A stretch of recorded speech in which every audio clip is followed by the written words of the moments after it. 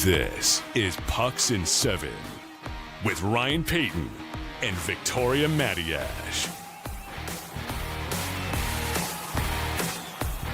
So we began in a public library in Toronto.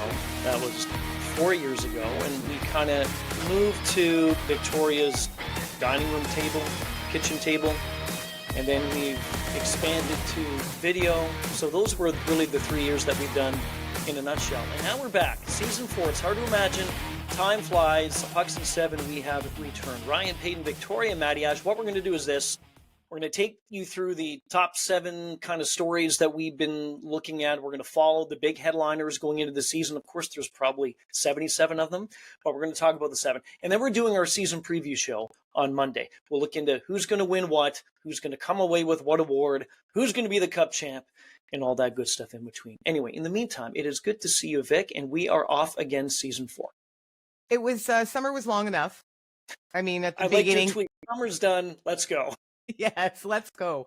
It is I was very grateful for July. I was very grateful for the first half of August to just be away from the game a little bit, because we both work in other avenues with the NHL as well. It's not just we just do this. Right. So it's pretty immersive. The season is pretty immersive for both of us. And just to get the breather and get the break and appreciate it again. It's when your spouse goes away on a business trip for 5 days, you're very happy to see them when they return. Right. And that's how I think about doing this again. I don't know if it's the perfect analogy, but it's nice. I now miss it. And I really started to miss it at the end of August. And now that we're through September, I'm really, really excited to get back to it. All aspects of it. And we have a lot coming up this season. This season is like no other for a bunch of different reasons. So why don't we just get right off the bat? Kirill the Thrill. Ryan. Somebody got paid. Yeah, he did. He did. So remember when he turned down reportedly that other deal that was pretty close to the one that he signed, and people thought, hold on a second, $16 million here. a year, yeah. Yeah. So then he signs that deal, 8 years, $136 million on the extension, kicks in next season, AAV of 17. So what's interesting about the whole contract, and a couple things that stood out for me specifically with this. Number one was, and we'll get to that in a second, but the second one was, what exactly is the structure of the contract? And the structure is, according to pretty much everything I've read, is, quote, one of a kind. So those are the 4 words that they've used, one of a kind. So he's getting 20% of the cap at 95.5, salary and signing bonuses that total 19.1 in the first 4 years. He has a base of $1 million for the 8 years, and then a whole bunch of signing bonuses come on July 1, and they begin in 2026 and go all the way through to 2033, and they range from 18.1 down, I say down, oh boy, pay cut, down to 12.7. So when you put that in perspective about, again, the cap is going up, that incrementally the next 3 seasons, it's probably will the 3 seasons after that as well. It's amazing the jump in the cap in the NHL. Good on the league. They're doing very well. So when you look at that from a business perspective and from a team perspective about trying to continue to put the best team possible on the ice under the cap, this type of contract structurally makes sense to me. It makes sense on a whole bunch of levels for me, because everybody, oh my goodness, he can't get paid more than Leon Draisaitl. He can't get paid more than Connor McDavid. By the way, he's not going to get paid more than Connor McDavid soon enough. So we can all just relax on that front. But this is a player, and everybody's making a big deal about the fact that he's a winger and not a center. I don't care. He's a game changer. He's a top 10 player. The Minnesota Wild aren't going to win squat without this player on their team. So whether you have to pay him 14 million, 17 million, 20 million, whatever it is, if the owner wants to do it, the owner wants to give him the money. They can fit it under the cap. They can fit it now. And once, you got to remember, Ryan, once the Zach Parise money and the Ryan Suter money's gone, that clears up more, right? And then moving forward, and we're going to get to how the cap is jumping and going to continue to jump forward. I'm not saying that this is going to be a bargain in 5 years, but it's going to feel like more of one. And this is a player the Minnesota Wild could not lose.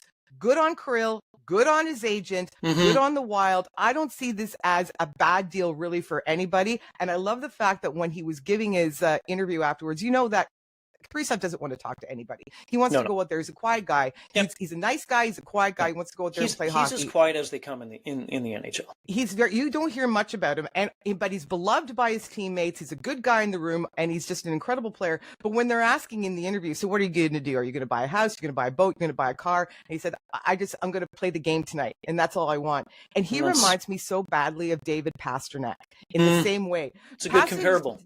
It didn't care what he was getting paid.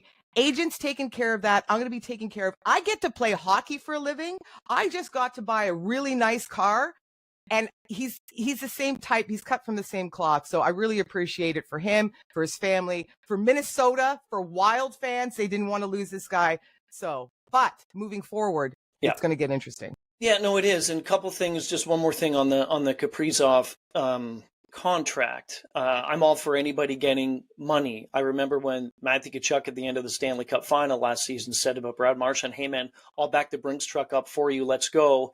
And he ended up signing with the Panthers. So again, it's all about getting the money. Totally understand that. And you and I would never turn down a deal like this. But the thing with this is does he really believe?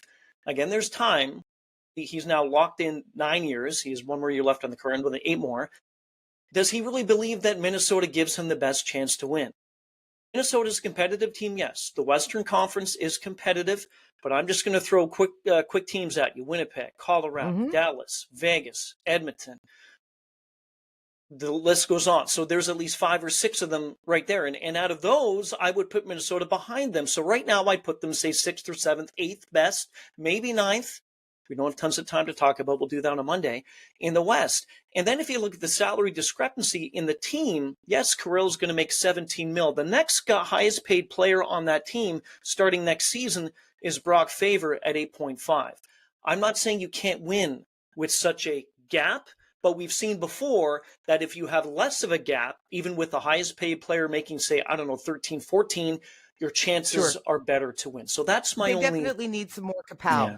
There's no question of that. Matt Boldy's a great player. Eric Sinek is a great player. Brock Faber is a great player. They have great players. I think they have the goaltending in Gustafsson, by the way. No, I agree. Yeah, you're a huge fan of his. Huge fan of his. Yeah. Right? So they have to pay him starting next year.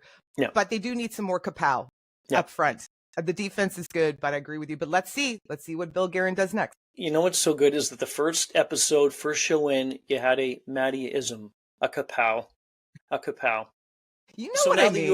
the UFA class dwindled by one. Kaprizov, of course, signing that contract that we just talked about. So look, it's a sexy free agent class. We talked yesterday very quickly about it. And if all of these guys get to market, which I really firmly believe that they won't, so what is happening now with this Kaprizov contract? You mentioned McDavid and about what he is going to sign for, who he's going to sign with. I'm still not convinced. I'm probably in the minority. I'll say it again. There's a 97% chance that he'll re-sign with Edmonton, but I'm still not convinced that he will. What's that going to do now with McDavid's camp? Thinking, okay, he's going to get Kaprizov 17 next season. So then what does that mean for me? Okay, you have to pay him at least 17.5. Them's the rules. I disagree. Right? Okay. Only because McDavid, I don't think cares that he would be the highest paid player in the game. I think he does. He cares more about being the best. His agent does. He cares more about being the best. McDavid will tell his agent, I don't care. I'll make the extra 2-3 in endorsements. I care about being the best. But McDavid I get it. Has to be paid. It's what you do in sports. You pay the best player the most amount of money. McDavid has to be paid 17.5. There's people who are talking out there that now he's going to command 20, 21. He's going to get paid 17.5. I don't think he's going to go after the money like that. I really don't. But it's going to be a 3-year deal. Oh, yeah. Okay. Agreed. Short term. Okay. Yes. Yep. So he's going to get a 17.5 for 3 years, or maybe they give him 18 just to make it a little sexier. Even it up. Right. And they're going to do that. And then in 3 years' time, when the cap is now at 120 or whatever it is, that's when he's going to come out and make his 22 or whatever the figure is going to be at the time.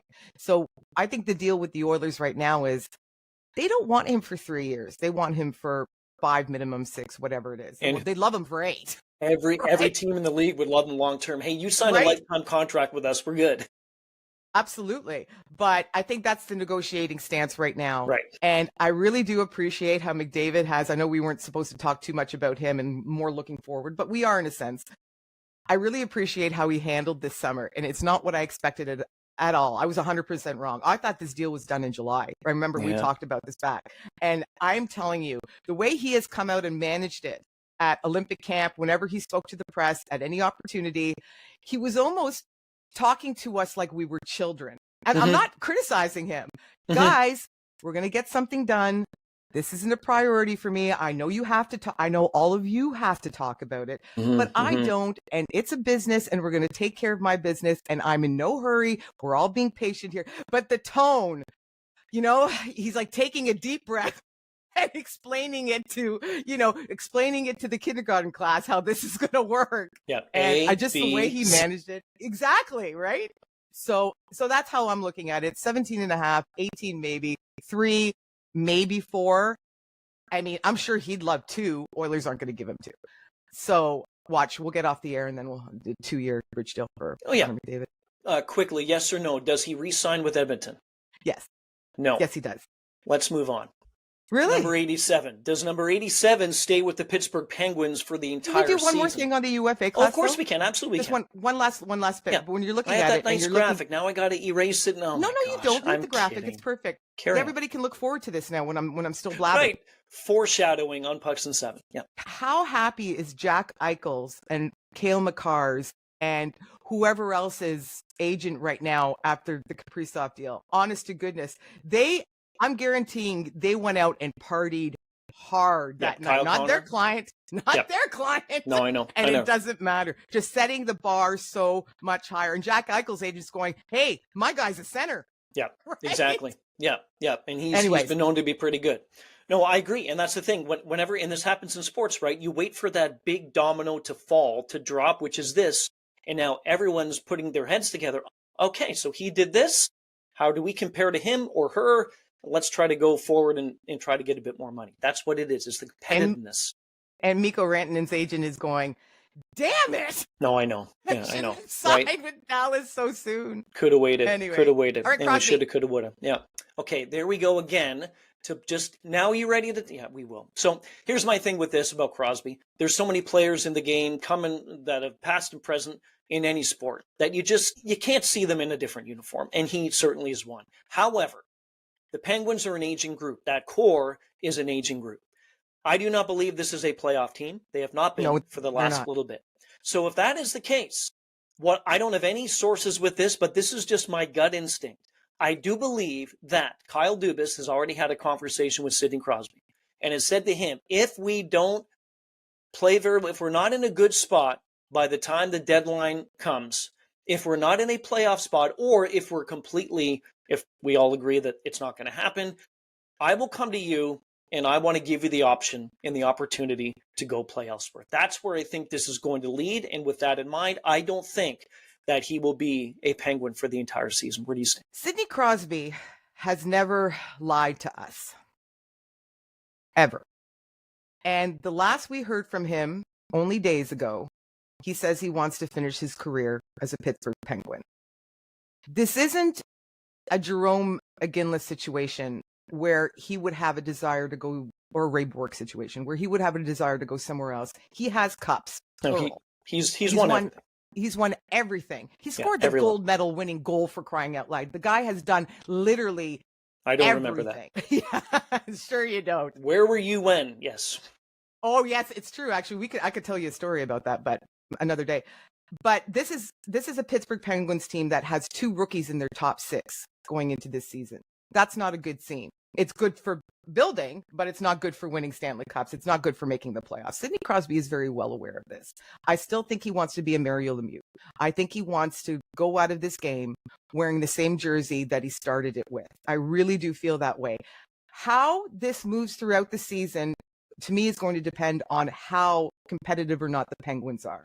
If they are terrible, terrible, terrible, I think the conversations will ramp up with Dubas, like you just mentioned, and I think it'll become a little bit more interesting. Personally, and I know you feel the same way, I'd love to see him in Colorado. I'd love to see him have one of the greatest players to play the game. I'd love to see him have another shot, a legit shot at a cup, and seeing him play with Nathan McKinnon or whoever. It doesn't matter, but seeing him battle, right? To me, that's a no-brainer, because number one, you have chemistry with McKinnon on the ice, but then you have chemistry doing Tim Hortons commercials. So you go and play with your best buddy. I agree. Right. I could see him in Colorado, 100%. I don't think he wants to go anywhere. Yeah. If he wasn't such a nice guy, and if he wasn't such a loyal, and you mentioned he didn't lie. I mean, there's nothing that he has He's said. never fibbed to us, ever, Nothing. ever. Nothing. So No, he's been awesome. He's pure class. It'll be intriguing to see how this goes though over the next little bit. Let's move on. One of the big games, the return games, if you will, and that's going to be a lot of people are going to watch for. Too bad there's no media availability during the game day because I think Vegas plays the night before. Anyway, Mitch Marner comes back to Toronto on January 23rd. Reception will be what? In Toronto? I don't think it's going to be pleasant. Why would it be? Mm-hmm. You're supposed to appreciate the player and everything that he gave the Toronto Maple Leafs for 9 years, and he was a hell of a player through that run. Yes. Sports fans have very, very short memories. They don't remember all the good times, No. right? They just remember, it's like if you've had a great marriage for 10 years and a really lousy year at the end, and then you get divorced. Right. That's what sticks with you. Right. It's not, later on in life, you start, 10 years from now, Maple Leafs fans are going to appreciate what Mitch Marner did for them, kept them competitive, was fantastic to watch. He's an incredible player. But right now, all that they're going to remember is that he hosed them out of a possible trade for Mikko Rantanen. Yeah. Right? Which he did. And he defended, goes, I didn't want to go to Carolina in the middle of the season. We had a newborn. I didn't feel like, or we were about to have a baby, whatever it was. I didn't feel like doing that. And that's fair play. That's his right. But you know what also is everybody else's right? To not like that. Fans are allowed to not like him doing that and not appreciate it. So I don't think the reception is going to be great at all. It will be interesting because he gets the warm up in Vegas first, right? He's in Vegas. I think they're on the 13th, and then it's like 10 days later. Is that correct? Am I right? Correct. Okay. And I don't think the reception is going to be very friendly at all. I also don't think it's going to matter. And I will say this, Toronto Maple Leaf fans are also fans of the Canadian Olympic hockey team. And then a month later, guess who they're going to be cheering for? No, they're going to be booing him. No, they're going to be booing him. No, right? They're going to be. He gets a breakaway to win the gold. They're going to be. But no, I'm kidding. Yes, no, you're right. I agree. So when he's in Milan, I think everything's going to be forgiven, and that's just the way we're fickle. We're fickle people, man.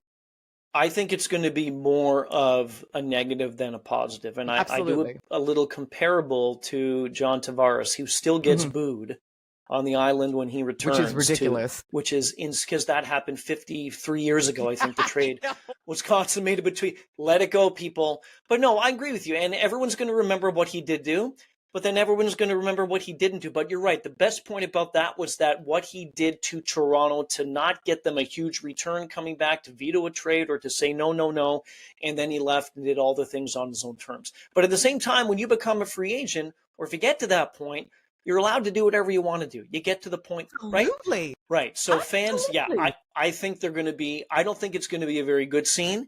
And when the tribute video happens, of course, usually that's in the first, I think, whistle or something like that. Look at you. I think that's going to be the most intriguing tribute video in Leafs history, maybe, that we are going to be watching and seeing how the fans respond inside Scotiabank. It's going to be right up there with Matt Sundin. That's for sure. This is what I would recommend. This but everybody cheered for Sundin, though. Everyone cheered for him. It was a little bit more pleasant, even though he turned down opportunities. He eventually did. Yeah. It was a little bit more pleasant. I really do think they're not going to, because hockey just has to stick to the program all the time. I think they need to take the Dallas Cowboys route here. Micah Parsons did not get a video tribute when he returned the other day. Yeah. With the Packers. Yeah. And Jerry Jones, and I can't believe I'm actually supporting something that this man has decided. It's completely out of character. He said, no, this is not the time and place for that. And I actually agree. This is fresh. So what maybe you might think about next year, you don't do the video tribute in January. You let the scars heal a little bit more. Oh, they're not going to do that. They're of course not. They're going to roll it out. By the way, there's too many tribute videos. If you spend a year or two with a team, you don't need a tribute video. If you spend 6 months on a rent, you don't need it. That happens. Anyway, I'm not dying on that hill. It doesn't really bother me, but people are very particular about where you draw the line with that. Panthers have won back-to-back cups. They've been in the cup final 3 years in a row. They are behind the 8 ball already in a big way. Number one, Alexander Barkov out till at least April, 7 to 9 months with that surgery. And if you do the math, if they go deep into the postseason, is he going to come back? I highly doubt he will, but you never know with the way that bodies heal. And with the medicine and the health these days and all the right team that they have around him, he could be back before that. Anyway, Tkachuk is out as well. He's already had surgery. He's out for the first couple months at least of the season. So let me throw this at you. Florida now, very good team. Not as good, nearly as good without their captain and one of their heart and soul guys in Tkachuk. The only good part about this one for Tkachuk with me is that this happened early and he decided to get the surgery done. If he, say, started playing 2 months and all of a sudden, no, I got to get it done, then you're out for an extended amount of time, that would have really stunk. But the worst thing that could have happened to Barkov did. It was just an innocent play. It's too bad. But right now the Panthers need to focus in on, hey, we don't have two of our big guns for at least a couple of months, then one of them for almost the whole year. The loss of Barkov is monumental. I don't think it's getting enough attention. He was always the most underrated player in the NHL. Remember, for years, Ryan, we would say he was the most underrated player in the NHL. We sort of dropped that after he won two Stanley Cups for very good reason. He's not underrated anymore. But he's one of the best two-way players in the game. Selke candidate. Mm-hmm. Selke winner, I believe. One of the quietest, most talented leaders in the game as well. And that team is not the same without him. Sam Bennett's a great center. Anton Lundell is a great center. But now that's your top two instead of Anton Lundell being your great third-line center, instead of Sam Bennett being your great second-line center. Just the way that everything is now mixed up. Hey, the loss of Matthew Tkachuk is not insignificant. I'm not saying that. But first of all, he's going to be back at the end of December. I think he's going to feel like $1 million. He wants to play in the Olympics. I think that played very largely into the timing of the surgery. Absolutely. And that's fine. And Matthew Tkachuk definitely is an engine, a piston on that team for sure. But Barkov drives it. He drives the success, and they do not have two Stanley Cups without him. So how this is going to unfold, it's going to be very interesting. I do think he'll be back for the playoffs, by the way. The hockey players what is it they're saying? 9 months right now? Yes. So they said 7 and 9. Horse manure. And he'll be good in 6. 7 would go to April, 9 would go to June. He'll be fine by April. They always heal much quicker than we anticipate. We just saw it with Ovechkin last year, and he's a lot older than Alexander Barkov. But we'll see how Ryan. Yes. Is there a chance that they don't make the postseason without the best player? No. Are you sure? Yeah. What happens if Montreal takes the step forward? What happens if Tampa is still good? What happens if Ottawa takes another step forward and the Leafs are still good? Now what? And to your point, those teams you just mentioned, they've been taking those steps, right? Right. It's not like all of a sudden we're thinking, hey, they're going to take 10 huge steps forward this season. They've been taking these small steps. I'm with you with that. It comes down to, hey, if one team gets in who wasn't in a season ago or who gets back in, there's another team that has to come out. So I do think the Panthers have enough. I do. They've got. Are you sure? No, I'm not. That's Wins what I said. above I think replacement. Wins above replacement. So what's Barkov's number? 5-6 games? Does he win them an extra 5-6 games during the regular season, and then Ottawa wins more games, and then Montreal wins more games? What happens if Buffalo doesn't suck as much as we think they're going to? Now what happens, right?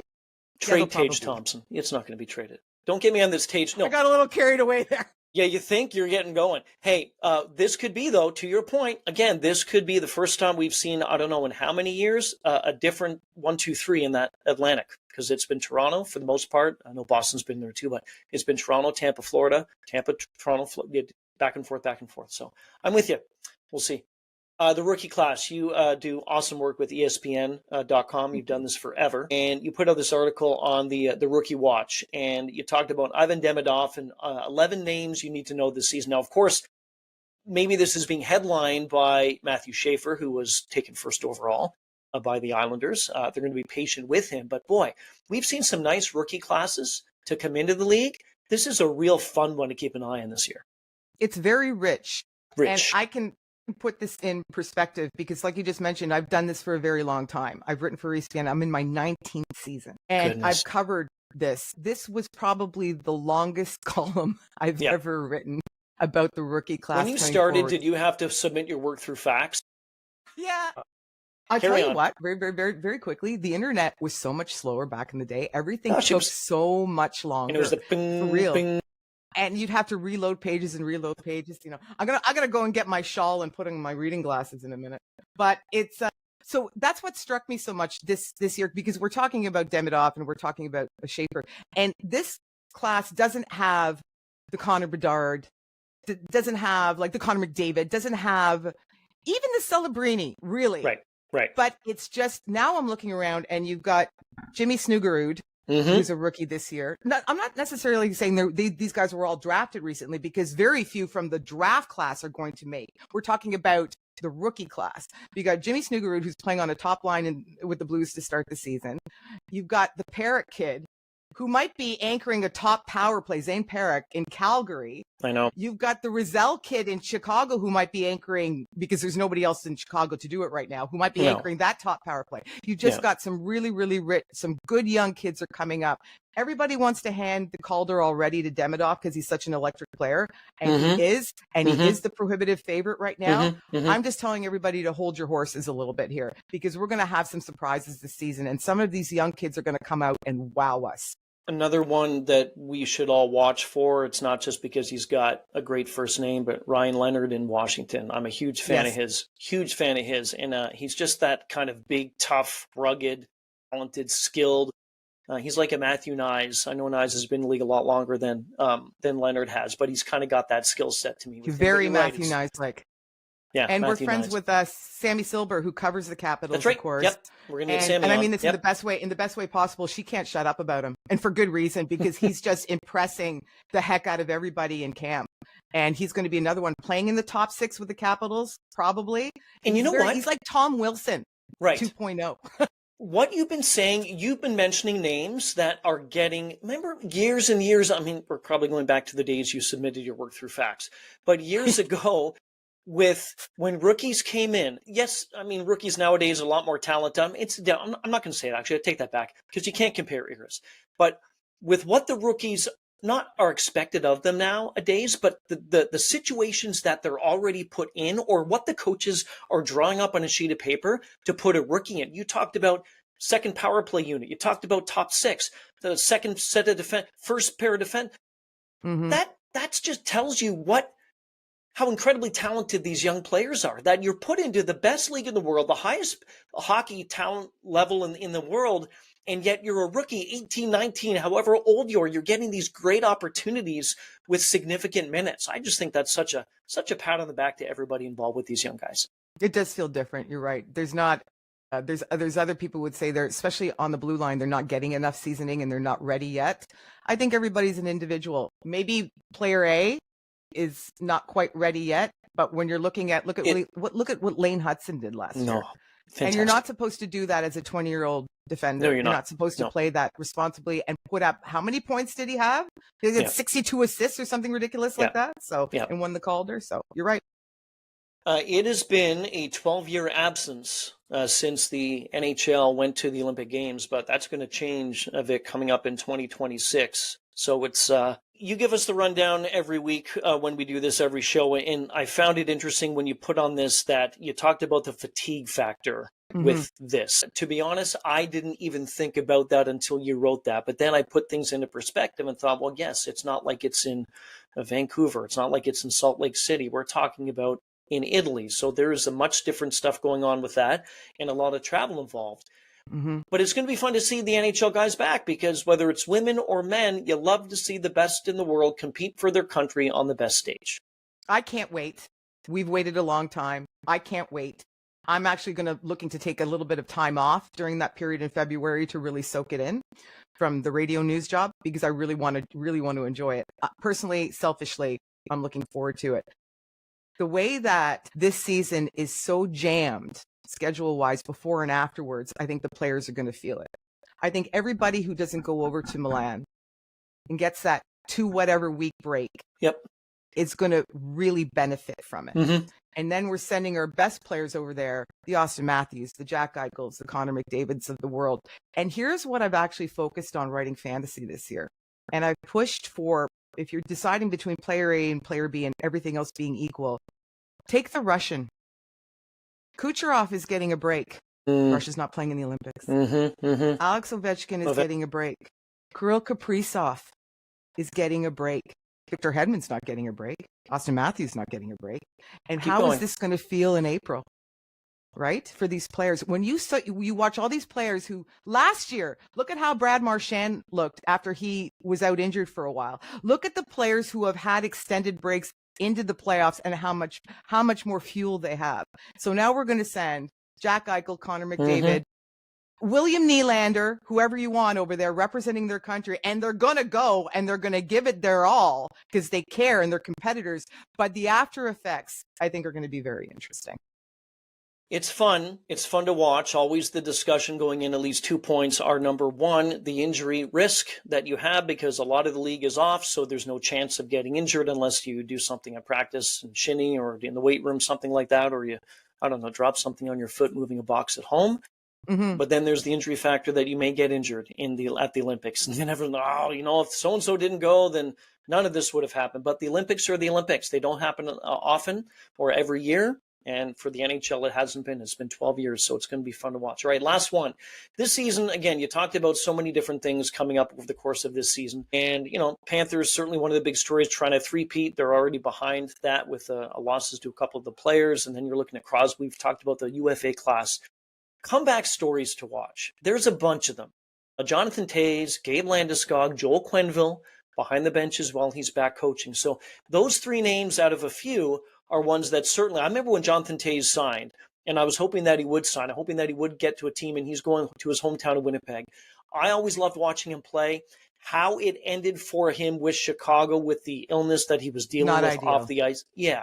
So you wanted to see, and we can only imagine what he went through. I heard an interview about some of the things that he went through, and it's just, man, we all go through things, but to hear that from his perspective, he was battling. So I'm pulling and rooting like I know you are for all of these.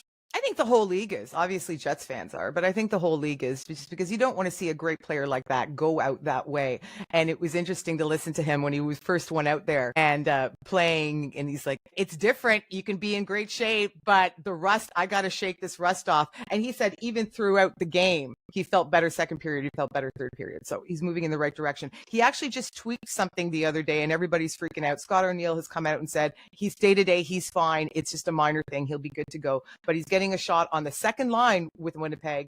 They're not doing him a favor. That means that he's capable of holding down that position, secondary power play probably as well. So it looks like he's going to be a factor. We're all rooting for Gabe Landeskog for the same reason. This guy just 100%. Worked long and hard to come back. And if he is even at 85% Gabe Landeskog from before, that's a huge bonus for Colorado. Huge bonus for Colorado. And the last one maybe to mention is Milan Lucic is you want to talk about that with the Blues. And apparently the first game he played, he was lousy with a capital L. Yes, and I saw that. And then he got a little bit better, and it's not necessarily he's going to make the team, but the fact he's giving it a go. Everybody on the Blues seems to be rooting for him. Even if it's just you're a fourth line guy, you play maybe not all the time, a few minutes here, a few minutes there. It's okay. So, and have him in a room. And so the comeback stories are definitely something to watch. We just did 7 stories out of, again, so many. I know there's at least one for each team, so we could have done 32, but we're going to preview the league to come, 25-26. Season starts on Tuesday. Can't wait. Can't wait. It seems like yesterday that the Panthers hoisted the cup. Well, it wasn't, but it kind of does. And you said this off the top 2 of the show, that kind of end of August is when you're really, okay, let's get training camp going and let's get the season going. So we'll be back on Monday with a full season preview. Again, season 4, Pucks and 7. Ryan Paton, Victoria Matiash. We'll talk to you. This has been Pucks and 7, available on the SiriusXM app and wherever you get your podcasts.